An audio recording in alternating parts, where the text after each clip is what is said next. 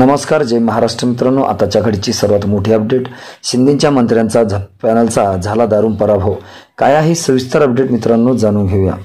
अतिशय महत्त्वाची आणि कार्यकर्त्यांची निवडणूक ज्या ठरतात त्या स्थानिक लेवललाच ठरतात आणि याच स्थानिक ग्रामीण भागातील निवडणुका अतिशय प्रतिष्ठेच्या होऊन जातात।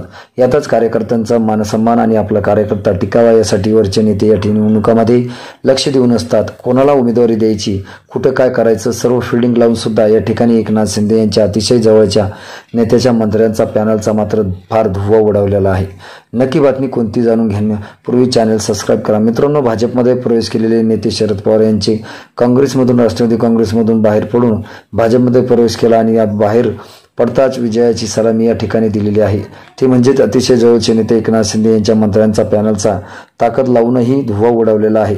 हे मंत्री म्हणजे जिल्ह्याचे पालकमंत्री शंभूराज देसाई यांच्या समर्थकांनी विरोधात पॅनल उभा केला होता आणि समोर ते राष्ट्रवादीमधून भाजपमध्ये आलेले पाटणकर सत्यजित सिंह पाटणकर यांच्या मार्गदर्शनाखाली कामगार नेते सुजित पाटील यांच्या नेतृत्वाखाली झालेल्या दिवसी बुद्रुक सोसायटीच्या निवडणुकीत पाहुणा देवी शेतकरी ग्राम विकास पॅनलचा सर्वच उमेदवारांनी जबरदस्त यश मिळवलेलं आहे।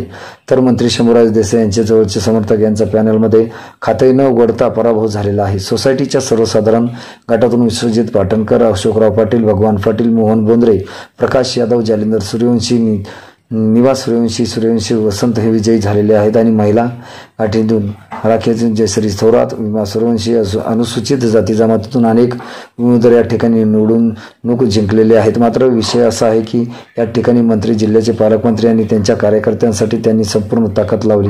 मात्र या ठिकाणी या सोसायटीच्या पॅनलमध्ये मतदारांनी त्यांना खाते न उघडता याच इतका दारुण पराभव झालेला आहे। त्यामुळे सध्या 17 जिल्ह्यामध्ये एकच चर्चा विषय ठरलेला आहे। शंभूराज देसाईच्या पॅनलचा हा पराभव त्यांच्या जिवारी लागलेला आहे। कार्यकर्त्यांसाठी महत्त्वाची असलेली निवडणूक आणि येणारी जिल्हा परिषद, पंचायत समिती, नगरपालिकेच्या निवडणुका तोंडावर असताना हा झालेला पराभव येणारा अजून पराभवाची नांदी आहे का असं आपल्याला दिसून येतंय। तर मित्रांनो, तुम्हाला काय वाटतं? तुमची प्रतिक्रिया आम्हाला नक्की कळवा। भेटूया पुढच्या व्हिडिओमध्ये। तुर्तास धन्यवाद।